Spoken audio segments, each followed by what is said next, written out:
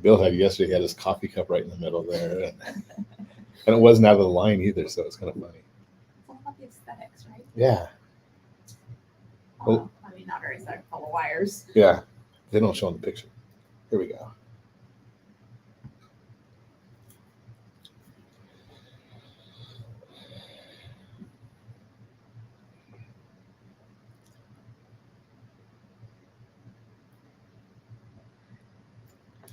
And hello again. Welcome to Ron Siegel Radio. This is the show with no real boundaries as we discuss current events, financial markets, politics, sports, even poking fun at the rest of the media. This is the show that connects the dots of confusion delivered by conflicting media reports. We connect the dots so you know the actions you can take, how your family or business can benefit from current events. Most of all, thank you for joining me. Within every market, there are solutions as well as tremendous opportunities. You just need some trusted guidance. That is my message, and I will be delivering it every day. We have a very focused show. We only chat about items that affect the roof over your head, your bank account, and anything I feel would benefit you. But before we get into our intriguing content today, please join me in welcoming our guest. Apparently, my soundboard isn't. So, anything, Josh?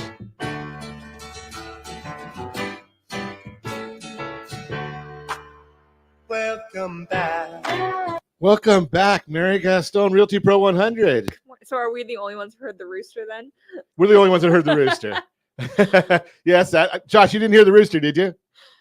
No, I don't. I guess Josh didn't hear so I guess the soundboard wasn't plugged in. But hey, let me remind you, if you ever have any home or finance related questions, I am the consumer advocate looking out for you.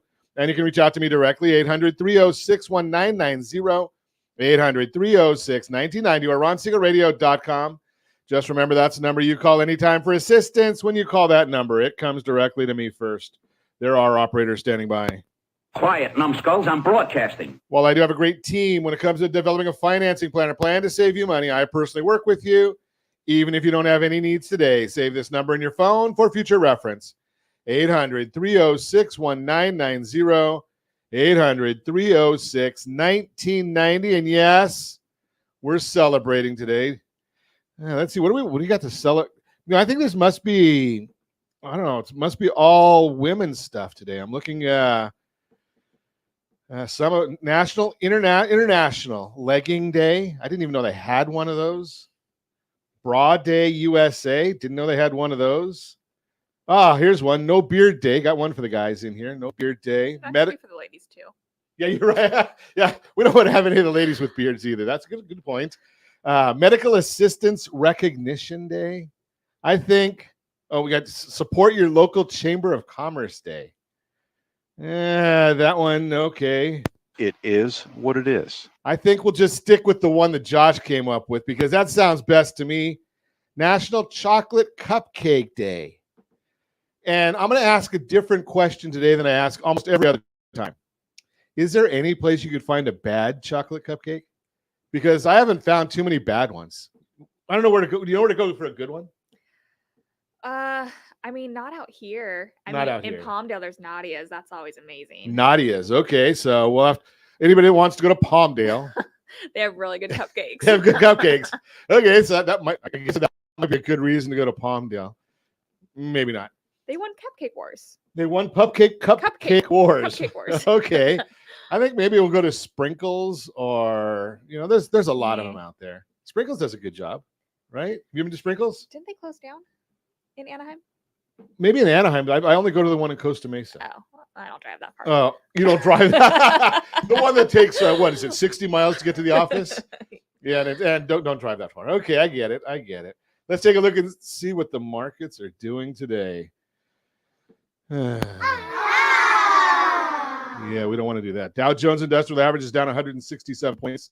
The S&P 500 is down 30. NASDAQ is down 100. Oil's up $1.27 a barrel. And the 10-year Treasury is up 10 basis points, 4.934. Not good news out there on any of these items. And it has a lot to do. It's all got this to do with one thing. It's uncertainty. And whenever there's uncertainty, the markets hate uncertainty. Now, I haven't looked lately. I know that about an hour ago they started voting for another Speaker of the House. Why would that have an effect? Now, I kind of tongue-in-cheek say that, if there's no Speaker of the House, the Congress is doing nothing, and it's probably better than what they normally do. But here's the issue of why the markets don't like it. Because they don't know if they're going to go with the grandstanding group. That would be Gates and his clan. Or they're going to go with the moderates. And what will that mean for spending? What will that mean for government policy? So all of those are issues that are keeping uncertainty. Obviously, there's no certainty in what's going on. The only certainty that's going on in the Middle East is Hamas lies. The U.S. under the Biden administration, unfortunate, plays both sides. We give money to Hamas, we give money to Iran, and we tell Israel we're going to stand by them. If that makes sense to anybody, I don't get it, but that's what's going on over there right now. So we've got uncertainty there. We've got inflation. We've got not one economic report that comes out from the government can we believe. Now, I shared with you yesterday, we got retail sales. The raw data said retail sales are down 5%. 5%. Yet the headline comes out with the seasonal adjustments. We're up 0.7%. We get a jobs report last week, and it says we created 360-some thousand new jobs. The raw data says we lost 860,000 jobs, a 1.2 million swing. So what do you believe? Well, we start looking at the Warren report that came out just recently. What is the Warren report? What does it mean? Why do we care? Well, what the numbers on Warren is this is actually something that's legitimate. So what Warren tells us, anytime you've got a company that has over 100 employees and they're going to lay off more than 50 employees, well, they have to give 60 days written notice. And the amount of notice going is growing dramatically. Yet we still have the government telling us that first-time unemployment numbers are about 209,000. So when some of these numbers start catching up, and eventually they will catch up, we're going to see that the economy is not doing nearly as well as everyone wants to believe it is. And maybe the Federal Reserve, as you know my opinion of the Federal Reserve. Such an idiot. So maybe they'll catch a clue and stop raising interest rates. One of the things we're going to talk about in the Mortgage Minute today about interest rates is the Federal Reserve is doing exactly, or they're causing exactly the opposite to happen of what they want. They're raising rates, and they want to see more multifamily housing created or built.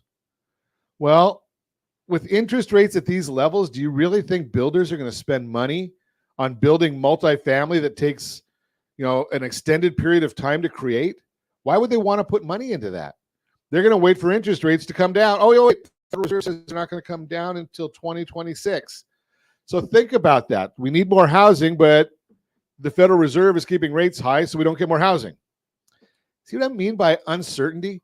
We just don't see what's going on in the marketplace, and that's where a lot of the problems are coming from. Now, what we're going to do today is we're going to talk about what's going on in the real estate world. Who's moving? Why are they moving? Maybe are we getting multi-generational homes?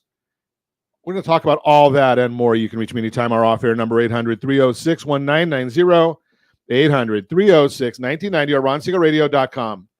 Facebook.com/Ron Siegel Radio. And if you miss any part of our broadcast, Ron Siegel 1 on YouTube. Ron Siegel, the number 1 on YouTube. Stay tuned. We'll be back in just a few.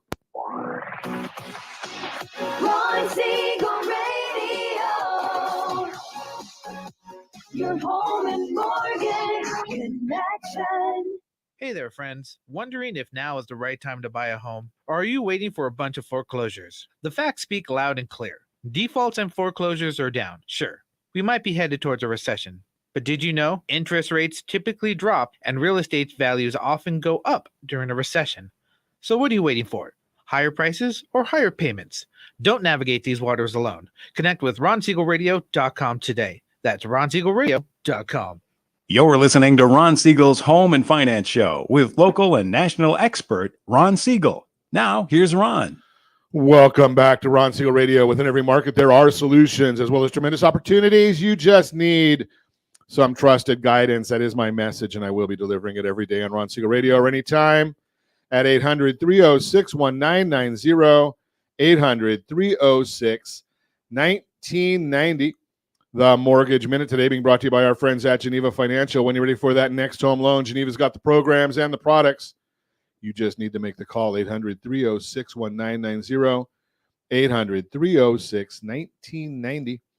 And yes, they've got the transition loan. Ironically enough, the transition loan right now, buying, cross-collateralizing your departing property, the home you're looking to sell that you've got equity in to buy a new property, the rates on that are pretty much the same as what a conventional rate is right now, even though it's a portfolio product.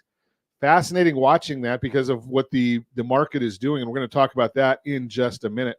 But every day at this time, OBMMI, they provide the most comprehensive, accurate, timely, and interactive analysis of pricing ever conducted in the mortgage industry, calculated from actual locked rates. This does not tell us anything about points paid, points received, or APRs. They just give us the locked rates with consumers across 42% of all mortgage transactions nationwide.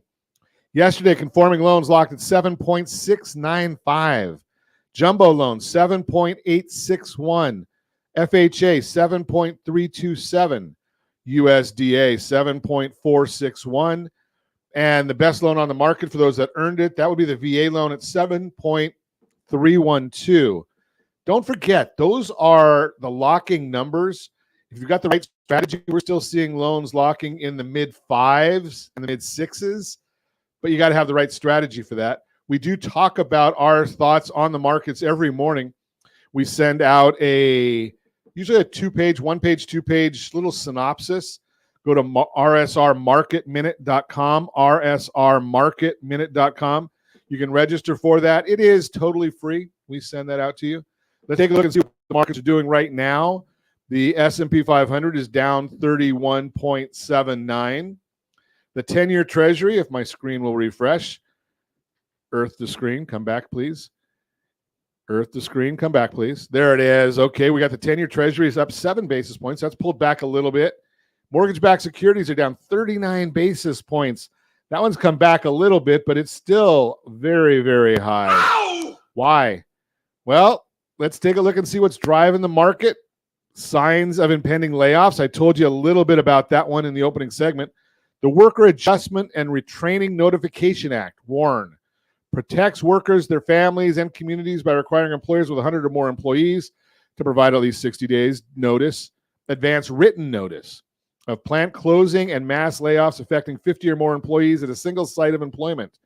Recent data has shown significant increase in WARN notices, and the chief economist at Apollo Management feels that it predicts that unemployment claims in October will rise to a level between 250 to 300,000. Remember, we're only at about 200,000 right now. Housing starts.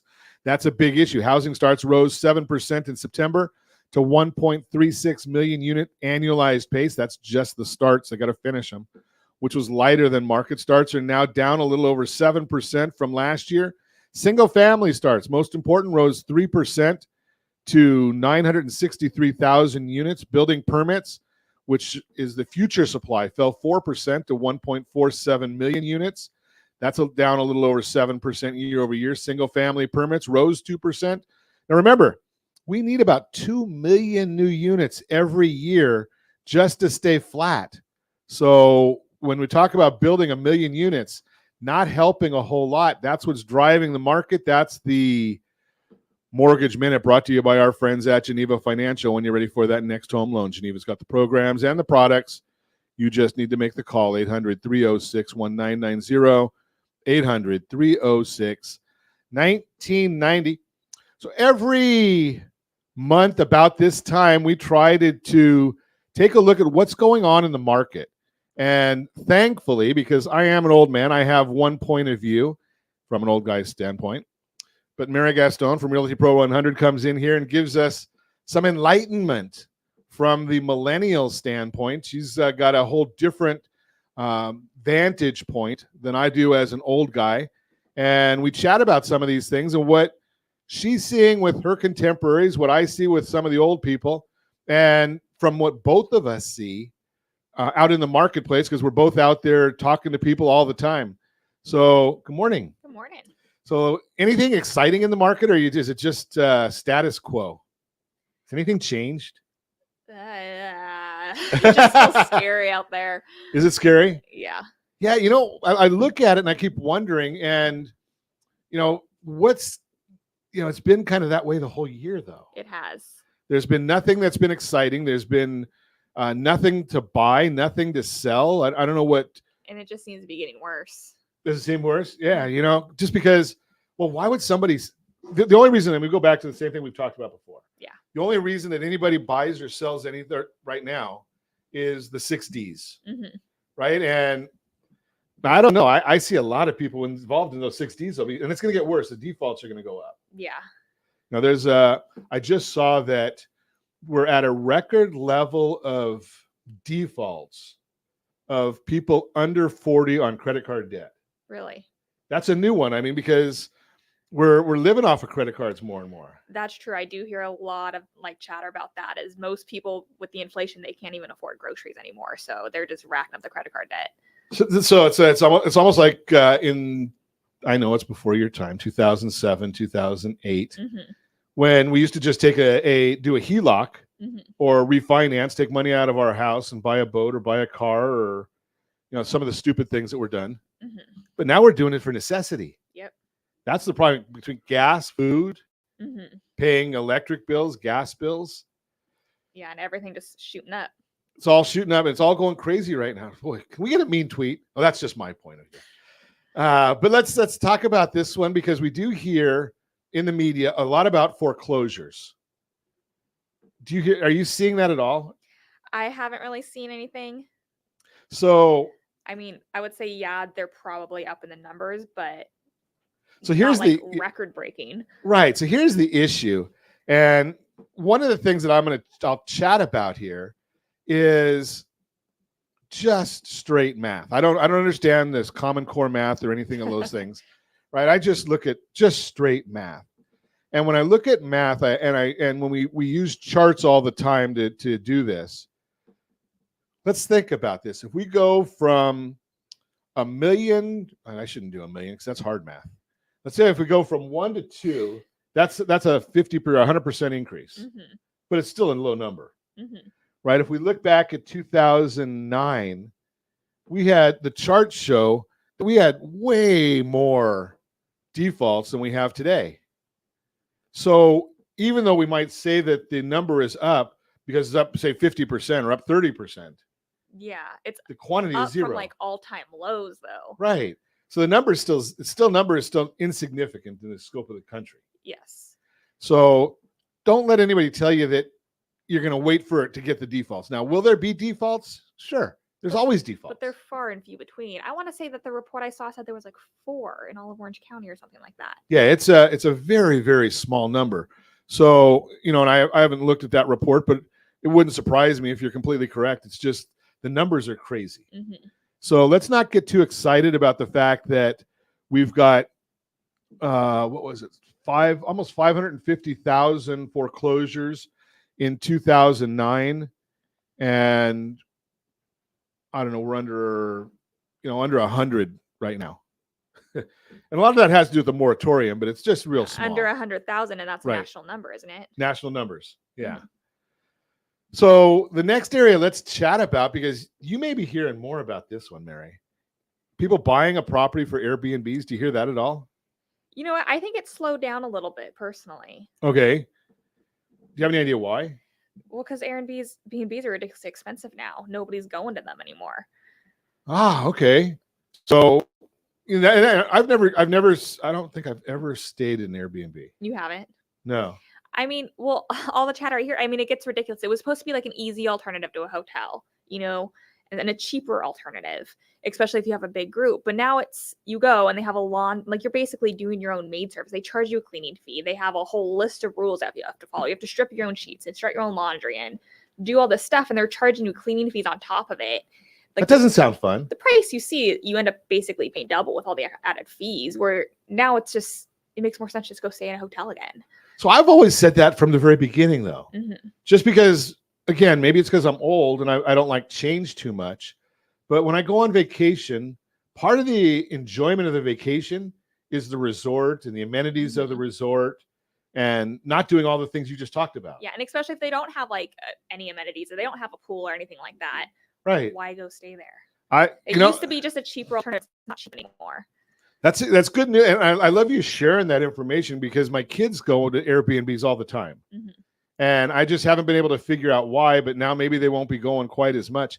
But let's talk about the Airbnb from the business standpoint.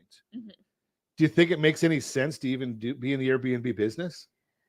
I mean, right now, I think it's going to be a lot harder with those margins. I mean, they're going to have to start charging more to just cover the monthly payments.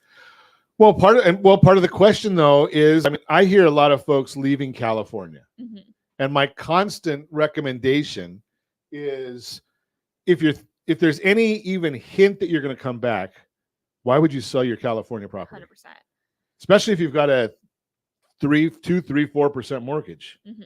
Right? I think you can still make money on the. But why Airbnb it out? Why not just get an actual monthly tenant in there? That would make more sense, wouldn't Because it? then you have actual, guaranteed income. Airbnbs can go up and down. Yeah. So Nothing's really guaranteed there. well, do you think though? I mean, because I have a friend of mine that does Airbnb or VRBO or whatever it is Mm-hmm. in the Coachella Valley, and he says on 5 weekends a year he can cover his entire Well, that mortgage. makes sense. If you're in the Coachella Valley, yes. If you're close to Coachella and Stagecoach and everything, or I'd say if you have like a cabin in Big Bear, sure, you're going to make money during the winter and everything.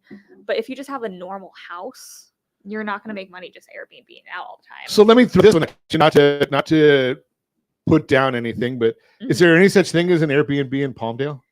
They have them. They're far and few between. I mean, my friend rented one once for her wedding. Like a couple of guests stayed in it, coming out of town. Oh, okay. So it's for guests for a specific. Yeah, and they but it's got not, ready there. Palmdale's but probably not a destination area. no, there's not very many Airbnbs. I've had a house in Palmdale and not Airbnb it out now. Okay. So, you might, like Mary said, find a different way to deal with it. But now the flip side of that, is that an opportunity though, if for a real estate professional or for a consumer to look for that Airbnb as possibly, is there a way of even identifying where Airbnbs are for a real estate professional to go and say, hey, maybe you're tired of this, you want to sell your house? You know what? They don't give out the addresses unless you book them. Okay. So you just have to find the neighbors, pretty much. because Yeah. the neighbors are going to be the ones that are going to be complaining about it. I feel like the only way I would ever Airbnb, if I was rich enough to have a vacation home, I'd probably Airbnb it if I wasn't staying there, But I'm not going to buy. I personally wouldn't buy a property just to Airbnb it. I agree with you, because even if I had the vacation home, I probably don't need the money. right? I'm not I'm not really thinking about, I want to, part of the convenience of that Mm-hmm. is, you get up in the morning and you say, something, let's go to Big Bear, let's go to the beach, let's go to the Coachella Valley, wherever you are. Mm-hmm. Your clothes are there, your food is there, instead of having to go deal with all that stuff. Mm-hmm. We'll continue our conversation. You're listening to Ron Siegel Radio, discussing your real estate, current events, and the financial markets. When we come back, we're going to continue chatting about the monthly market report, and we're going to see what else is going on in this world. Airbnb, maybe not. Rental properties, maybe not. Are the laws going against some of these things? We'll talk about that. You can reach me anytime. Our off-air number, 800-306-1990, 800-306-1990, or RonSiegelRadio.com, Facebook.com/Ron Siegel Radio. And if you miss any part of our broadcast, Ron Siegel 1 on YouTube. Ron Siegel, the numeral 1 on YouTube. Stay tuned. We'll be back in just a few. Ron Siegel Radio. Your home and mortgage connection. 79% of all credit reports have errors that should be corrected through factual disputing. You could be saving thousands every year if your report was accurate. CreditSanitizer.com provides a free credit report audit when you furnish a specific $1 credit report. You can use this information to request corrections to your report and potentially save thousands of dollars. Get your free credit audit at CreditSanitizer.com. That's CreditSanitizer.com for a free credit report audit. CreditSanitizer.com. You're listening to Ron Siegel's Home and Finance Show with local and national expert Ron Siegel. Now, here's Ron. Welcome back to Ron Siegel Radio. Within every market, there are solutions as well as tremendous opportunities. You just need some trusted guidance. That is my message, and I will be delivering it every day on Ron Siegel Radio. Or anytime at 800-306-1990, 800-306-1990. This segment being brought to you by rsrmoney.com, rsrmoney.com. It's a great app. You're able to track your FICO score, not your FICO, your credit scores, not FICO, but your credit scores, bank accounts, asset accounts. If you own real estate, you can actually find out what the valuation models show are your real estate. 4 different services are right there. 3 of them are good, and Zillow.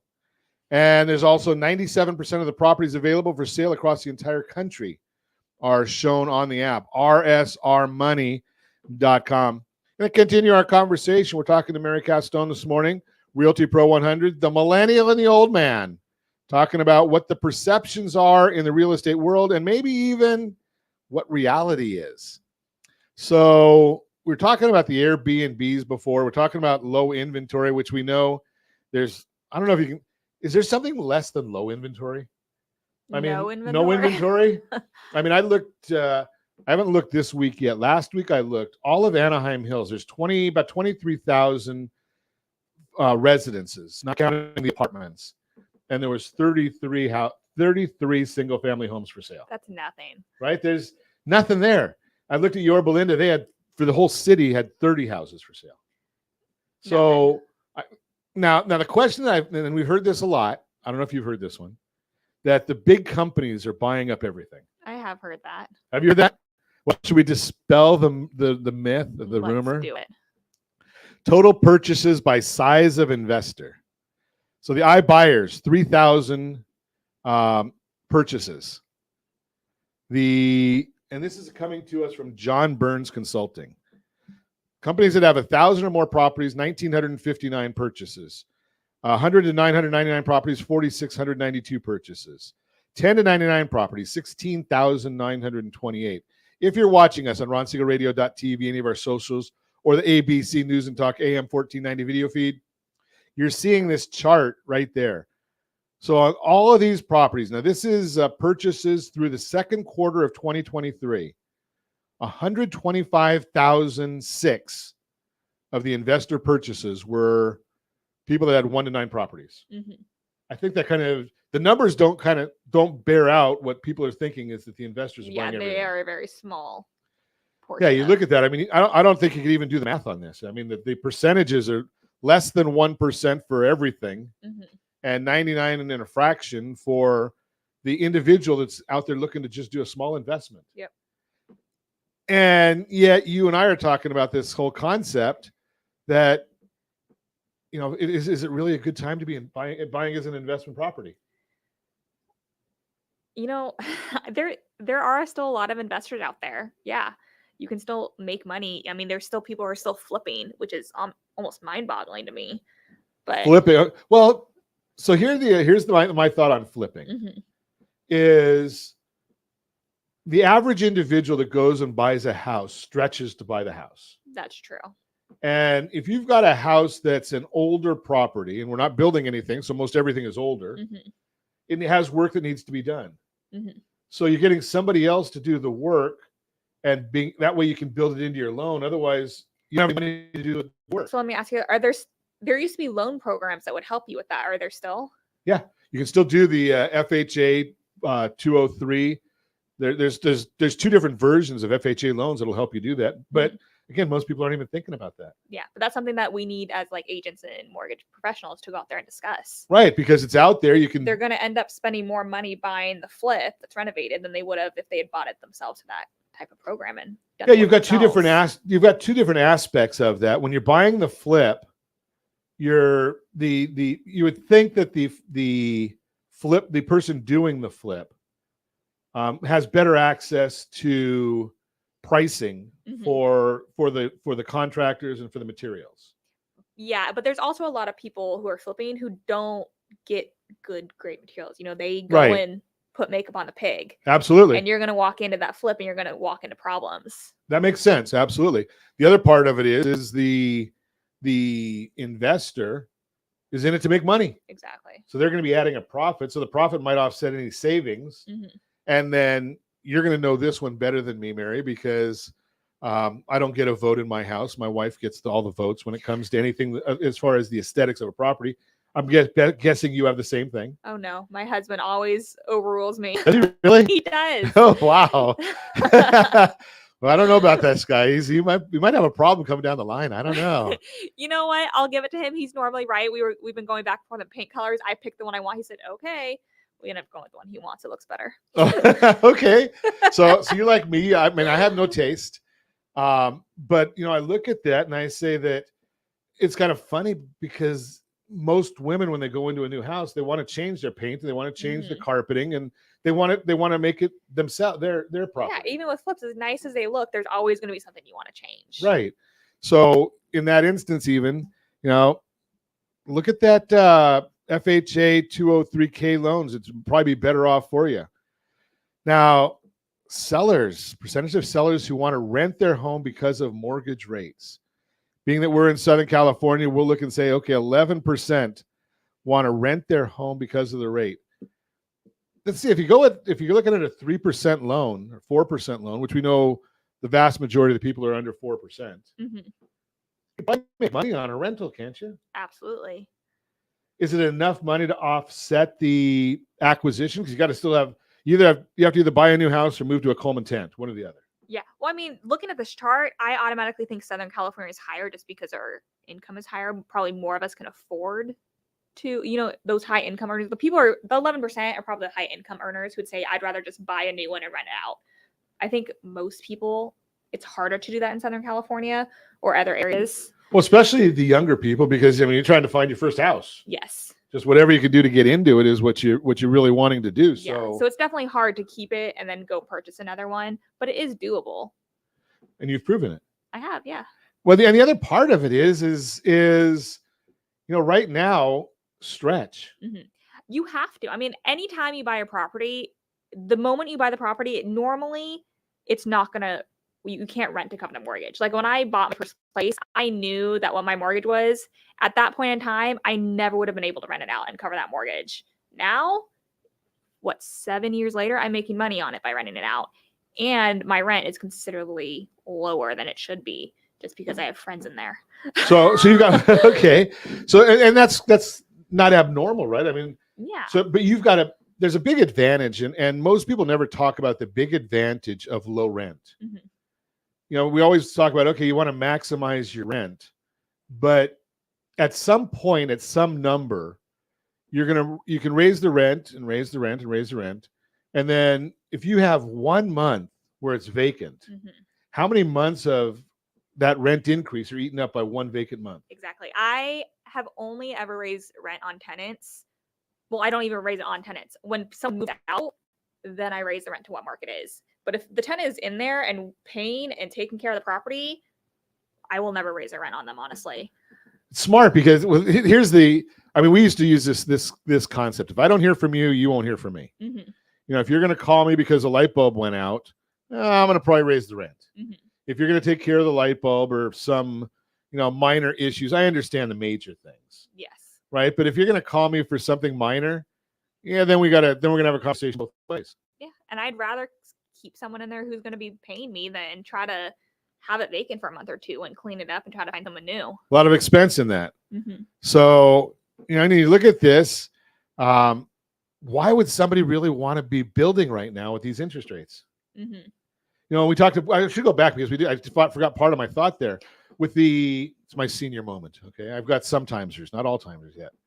But you go when you talk about the stretching right now, and we know, I don't know, 6, 12, 18 months. I went and listened to an economist from UCI last week. He has no clue when interest rates are going to go down. So why would I think I do? Mm-hmm. Right? He gets paid big bucks to watch this stuff. I don't. Right? But they're going to go down at some point. Mm-hmm. So we can, if you stretch right now, rent could be going up. We know that, in a national level they are. Yeah. But mortgages generally, especially when at a level right now, they're going to only go down. Yep. Right? So we can refinance and make more money. We're still in good shape. Rental owners plans to sell properties in the 2 years to come. So that's a very small number. Again, people that own rentals are not looking to sell. No. You look at the chart here, and this comes from, I can't see the Buildium, I think is the name of the company that does the source of the research. 32% are either likely or slightly likely to sell. 32%. So investors don't sell. No. Why would they? Exactly. They're making money on it. They're making money, and you've got a tax benefit until you get to the point, which I know you're not there yet, Mary, that you've depreciated 27 years worth of, or 30 years, whatever your depreciation is.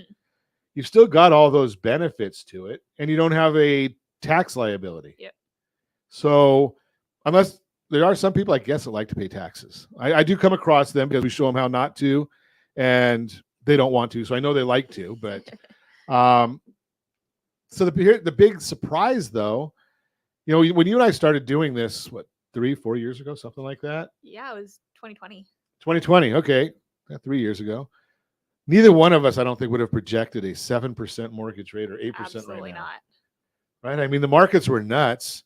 We didn't expect those kind of things. I also never would have projected it would have fallen into the, threes and twos. Yeah. Yeah. And so let's talk about that for a minute, because I get this part, and I don't know whether the millennials do. Because you hear a lot of people saying, well, I'm going to wait for the rates to go back down to 2, 3, 4%. Right? Do you hear that? I do. And it's laughable because that was the one time in history it's been that low. Right. So what makes you think it's going to fall again like that? Well, and that's the issue is the 2 times in my life where I've seen interest rates well below our norm, which is I think 7 and a fraction is the average for the last 50 years. Yeah. There's been 2 times I've seen it where it's been extremely low. One of them was the Great Recession. Do you want to go back to that? No. One of them was the pandemic. Do we want to go back to that? Only because the traffic was so nice. There was none. Okay, so that's you, Mary. That's you. Finding the silver lining in everything. Love that. But the bottom line is there was reason that we had those low rates, and the reason was not good. No. And we don't want to go back to that. We're going to continue our conversation. You're listening to Ron Siegel Radio, discussing your real estate, current events, and the financial markets. More with Mary Gaston, Realty Pro 100, the Millennial and the Old Man. You can reach me anytime. Our off-air number, 800-306-1990, 800-306-1990, or ronsiegelradio.com. Facebook.com/Ron Siegel Radio. And if you miss any part of our broadcast, Ron Siegel 1 on YouTube. Ron Siegel, the number 1 on YouTube. Stay tuned. We'll be back in just a few. Ron Siegel Radio. Your home and mortgage connection. Is your budget getting blown up with high prices of gas and increased costs for other household needs? This is Ron Siegel, host of the daily home and finance radio program. Did you know if you have a low interest rate mortgage along with auto debt, credit card debt, or student loans, your family could potentially save $500 or more per month by restructuring these debts? If you'd like a free Borrow Smart analysis with our team, let's book an appointment to see how we might be able to relieve some stress. Schedule your appointment at rsrbsa.com. That's rsrbsa.com for your free Borrow Smart analysis. rsrbsa.com. You're listening to Ron Siegel's Home and Finance Show with local and national expert Ron Siegel. Now, here's Ron. Welcome back to Ron Siegel Radio. Within every market, there are solutions as well as tremendous opportunities. You just need some trusted guidance. That is my message, and I will be delivering it every day on Ron Siegel Radio or anytime at 800-306-1990, 800-306-1990. Your Credit Matters segment today being brought to you by creditsanitizer.com. You have a credit report and it's wrong. What are you doing about it? I'm going to keep sharing. There are 2 different ways of getting rid of the consumer debt right now. Number 1, student loan payments have come back. If you have not visited rsrstudentloanhelp.com, shame on you. only save about 70% on your student loans if you haven't. That is what I've been seeing there. 70% savings on the student loan payments. Again, some people like to pay a lot more money. That's their choice. Now, there are the unsecured debt. We're dealing with a lot of that as well. 2 ways that we've got to help you with that. We've got the RSR 2-step. Use some of the equity out of your property. You can actually double your mortgage rate to reduce your overall household debt and create a lot of net worth. RSR2step.com, RSR2step.com. Those that don't have real estate, don't have equity, which there are not very many that don't have equity, if you've had real estate for more than 2 years. So we've just put together a package with Chris and his group, debt settlement. Now, this is for those that don't have the real estate. Debt settlement. Cut your debts by about 50%. Cut the interest rates works out to about 5%. Think about that. So we've got that debt settlement program. Give me a call. I'll put you in touch with Chris and Josh. They can help you out with that one as well. That is Your Credit Matters, brought to you by creditsanitizer.com. You have a credit report, and it is wrong. What are you doing about it? Continuing our conversation, Mary Gaston, Realty Pro 100. We're looking at the real estate market right now. And what are you going to do if you want a house? Now, if you're one of those, I talk about the 6 Ds all the time. And every once in a while, I can remember all of them. I try to do them in order. Otherwise, I can't get it all. So we've got diplomas, diamonds, diapers, divorce, death, and default. Those are the people that have to. They have to make some sort of a move. Right? You know, if you're getting divorced, whether you've got a 3% interest rate or a 2% interest rate, you probably don't want to stay in the same property. Just a guess. I've never been divorced, so I'm just throwing that out there. If you're having babies, you probably want to get out from the cold tent or mom and dad's basement. So those folks are really looking for opportunities. And one of the things out there that we're seeing more and more is a novel idea. You'll love this one, Mary. It's actually the working realtor. Now, I know only about 10% of the ones that have licenses work, right? But the ones that we're knowing are out there going and visiting people or finding different solutions, looking at those that have had a recent. I hate to say this, but there is tracking that have a recent death from somebody that owns a property, and that family might need some help. Right. And the bottom line here is it's not being an ambulance chaser. It's actually providing help to 2 different families. One family that might want to liquidate that property because they already moved to Texas and mom and dad stayed here. And then somebody that just got married or had a baby wants a new house. Yeah. Right. So right now, good, bad, or ugly, the numbers actually show that new listings are going up in August. And historically, they never go up in August. Have you seen that at all? Yeah. Are any of the properties staying on the market? They are staying on the market longer, yes, but they're also pretty much still selling. So what do you see? I mean, why do they stay on the market? Is it because people are they think that they're going to go up 20% every day, or what do you think? No, I think just the demand has relaxed a little bit with those interest rates. So they're not selling as quickly. And I think it's also, the people who think it's still going up, so they're pricing a little bit too high. Okay. Thinking they're still going up, which right now is more of a stagnant, I would say.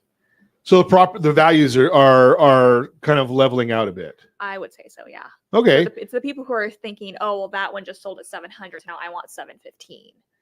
So they price it too high. And everybody's property is the best one on the street. Absolutely. They don't go. They probably didn't, as in your example, the person that's now at 715 probably never went and looked at the property that just sold at 700. Nope. Right. So where do people come up with their numbers when you hear the marketplace? I mean, you got to keep it clean. It's a family show. Where do you think people are coming up with the numbers from? They just throw it out there? I mean, I really think it is more they go online, they go to Zillow, they go to those kind of places, and they've never seen the home that's just sold next to you. They've never seen your home. They can't compare the two. Makes it very difficult. And so how would my real estate professional educate How would I expect a real estate professional to educate that person? They need that your real estate agent is actually doing the research and comparing the property. So we're not appraisers, but we can look at one property and compare it to the next. Sure. And give a realistic valuation of where it should fall. And in most cases, do you think the real estate professionals have visited that prior sale? If not visited it, at least done the research and seen the photos and I get calls from agents all the time asking about the properties, that I've sold, and sort of seen, they'll call me and say, hey, I'm listing a property on the street. Can I just get some info from you? So we're calling and actually talking to the other agents as well. And are agents willing to give out that information? Most are.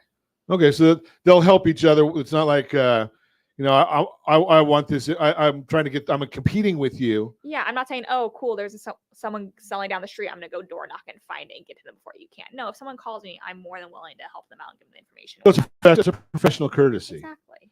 Okay, that makes sense. And you're looking at the people that are wondering about moving. You look at interest rates is another one that stops people from selling. Mm-hmm. I wonder if somebody's dealing with a probate, are they going to keep the property? Do you hear much about creative financing at all? Mm-mm. You don't hear that at all. So I want to throw this one out at you and get your thought. So I was chatting, and don't worry about the numbers because it's big numbers.